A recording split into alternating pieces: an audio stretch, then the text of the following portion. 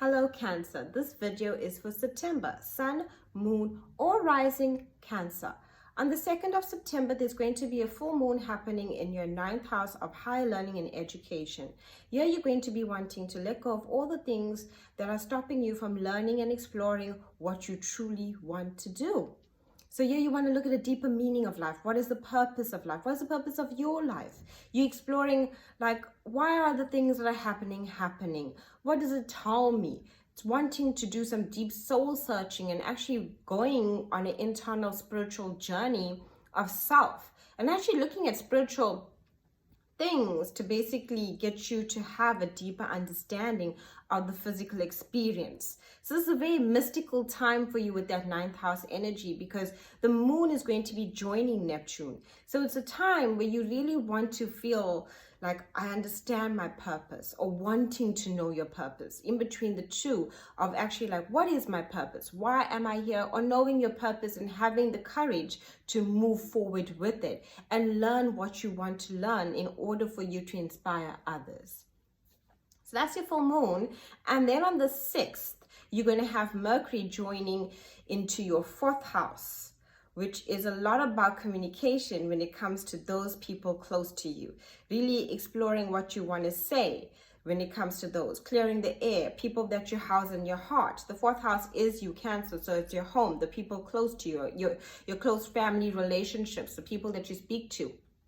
Really wanting to clear the air and have harmony in those relationships. You'll be thinking about things that people say to you, what creates conflict within you, wanting to release that so that you can have harmony and happiness in your conversations. You really like stability. So yeah, it's like, I feel, the things that you say or the things that you do could be upsetting me, and this is how I feel about it. So it's actually, channeling your communication so that you're going to express what it is that is on your mind. Then on the 7th of September, we have Venus in the 2nd house.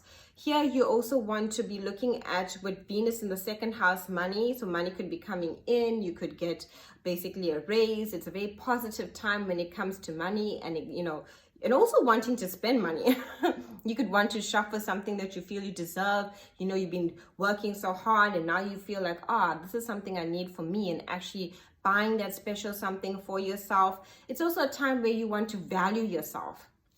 It's why when Venus is in the 2nd house, we can receive money, but we can also want to spend money because it's a good time to actually acknowledge your self-worth. It's actually a good signal from the universe, like, I'm worthy of this. And if you don't know your worth, how can you expect others to know your worth? So yeah, it's a good time to spoil yourself, buy that thing that you really want to buy for yourself and have enjoy it. Have fun with it. Don't hold yourself back so much. So that's what's going to be happening with Venus there in your 2nd house from the 7th of September. Then we're going to have Mars retrograde.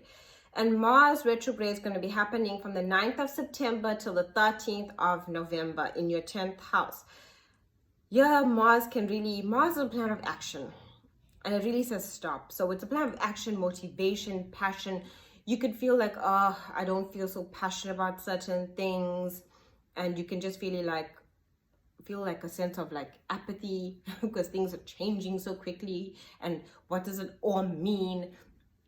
And in that 10th house energy, really looking for a sense of meaning and purpose behind everything. It's a good time to pick up projects that you kind of had, like ideas from a couple months ago that you felt maybe doubtful about. Not a good time to start anything new when it comes to your career or work process, because you might just find yourself blocked. Because it's a planet basically that stops our action when it retrogrades. Because it is a plan of action. So ultimately you'll feel like, I want to go forward with this, but oh my gosh, it's just not moving forward. I feel too heavy to accomplish it. It's really draining me. All of those kinds of things. So don't allow for that. You can pick up those things that are from the past, because you have a chance now to reassess, re-look at, re-evaluate. Is this important from the past? Any old projects, ideas, creativity? Now you can do it. Look at it. But you can't start anything new during that retrograde period, okay? Now that's important to remember.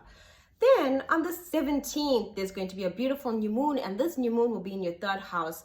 And the third house is networking, communication, friends, and it's going to give you wanting to have a new way of communicating with others, wanting to communicate with new people, networking, connecting to others.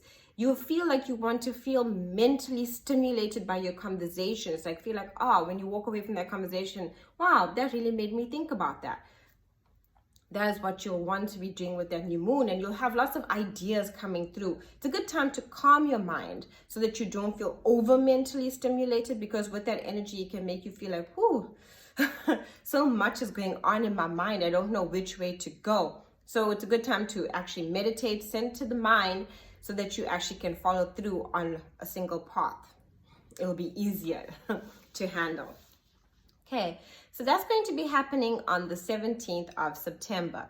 Then on the 23rd of September, the sun is going to join in your fourth house. And here it's going to be all about family connection, your home, wanting to change things in your home, wanting to feel closer to those that you care about, really wanting to feel a connection with the sun there, to feel inspired, to feel alive and revive those parts of yourself when it comes to your relationships, especially people that are close to you, that you consider family or are family, and your home. You want to, clear out a certain section of your home, remove things, remove it, make that place look beautiful. Just that small area that you do will really change your life in many ways. Then on the 28th of September, we're going to have Mercury, and Mercury will be in your fifth house. And here, you really want to kind of feel inspired, feel connected, have this inner child wonder when it comes to your relationships. I mean, the fifth house is about romance, that childlike wonder, that feeling of happiness. And you want to have conversations that make you feel good, that actually make you feel, lighter and alive again and younger and just feel brand new. So that's what you'll be thinking along and wanting to have on the 28th when Mercury moves into your fifth house. It's a good time though for business ideas, creative ideas, painting, sharing anything like that. It's really beautiful if you have time to create, because you're really looking to feel joy, happiness, passion, love, and creativity really awakens that part of ourselves. Thank you for watching. Thank you for liking. Lots of love to you, and enjoy September.